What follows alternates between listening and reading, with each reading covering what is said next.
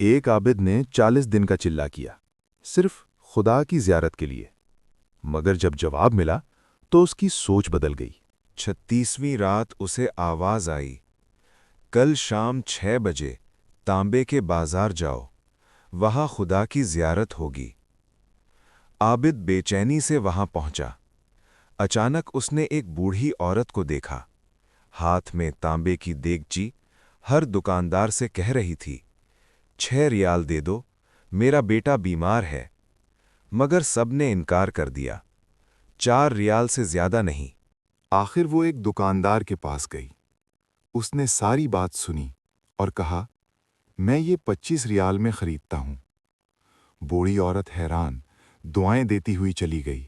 عابد نے پوچھا، آپ نے اتنی زیادہ قیمت کیوں دی؟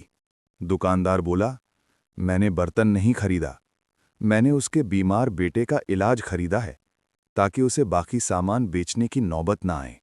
اگر آپ بھی چاہتے ہیں کہ اللہ آپ سے راضی ہو تو ویڈیو کو لائک کریں اور چینل کو سبسکرائب کریں اور کسی ایک انسان کی مدد ضرور کریں۔ تبھی آواز آئی، چلوں سے کوئی میری زیارت نہیں پا سکتا، گرتوں کو سنبھالو، غریب کا ہاتھ پکڑو، ہم خود تمہاری زیارت کو آئیں گے۔